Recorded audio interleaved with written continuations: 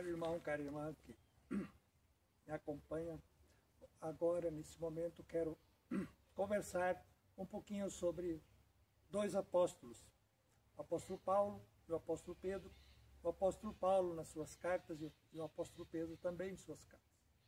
Paulo escreve na primeira carta aos Coríntios, no capítulo 7, ele diz lá, capítulo 7, 31, a figura deste mundo passa. O que significa isso? Significa que a realidade que nós vivemos deste mundo histórico, natural, é uma realidade em contínua mudança, transformação. Por exemplo, eu tenho uma foto minha de 3 anos de idade e agora já estou com mais de 60 anos de idade. Às vezes eu tomo uma foto lá dos meus 3 aninhos, olho outras fotos, depois me olho no espelho e falo assim para mim mesmo, quanta mudança, nossa, que diferença. Sou o mesmo, mas sou muito diferente. E se continuar assim, vou ficar ainda mais, a diferença é muito expressiva. Existe uma identidade que permanece numa realidade em contínua transformação, que é a realidade histórica natural da chamada materialidade, que não é simplesmente um negócio descartável, é uma realidade em contínua função vivencial, experiencial. Então Paulo diz que os nossos apegos, por exemplo, se eu me apegar a meu rosto jovem, bonito, aí depois ele vai mudando, vai ficando murcho e tal, pronto, eu fico decepcionado comigo mesmo, porque não consigo me manter naquela figura, a figura mudou. Então aquilo que se diz do indivíduo, se diz da realidade no seu conjunto, no seu todo. Existe uma contínua transformação. Mas o Paulo, o que ele diz? Ele diz que a nossa realidade, nós não podemos ficar apegados, querer garantir que isso não vai passar, que isso não vai mudar. Nós precisamos nos concentrar no que realmente permanece. Realização de inteireza, de plenitude. É esse o caminho que nós precisamos traçar. Então, agora estamos vivendo um momento complicado. Vamos perder muitas coisas, vamos perder. Mas não podemos perder o elemento que garante a nossa identidade, continua expressando nossa profissão de fé no Senhor da história. Dentro da história, sem abandonar a história e sem desprezar ninguém. Fulano não tem muita importância. Não é assim. Tudo o que Deus fez é bom. E se nós não vemos bondade disso, não significa que não seja. Significa que o nosso olho não está bem trabalhado.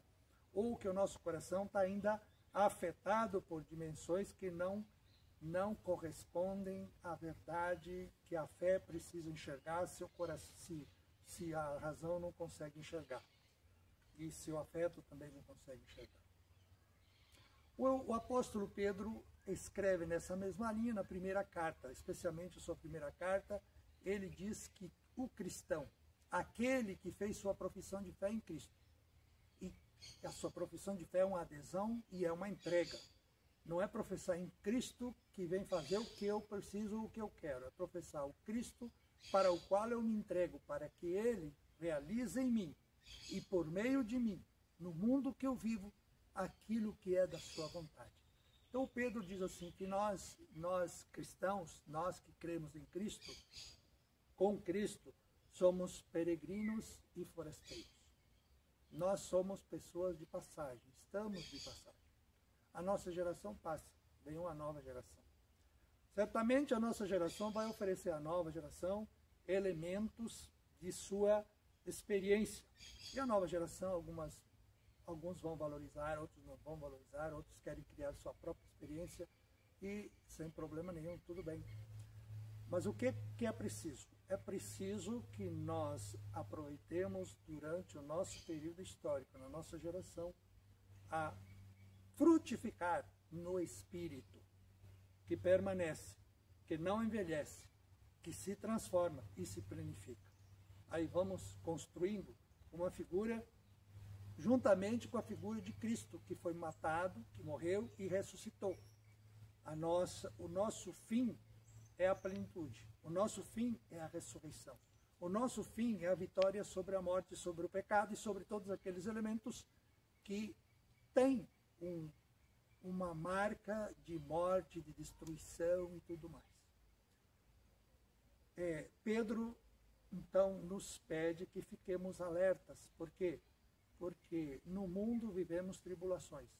E foram muitas e serão muitas, porque no meio deste mundo existem pessoas ou existem situações em que se quer tirar proveito em favor de si, ignorando a sociedade como um todo e como uma grande família ou uma grande comunidade, que é assim que nós precisamos ser, que é assim que nós correspondemos à vontade de Deus.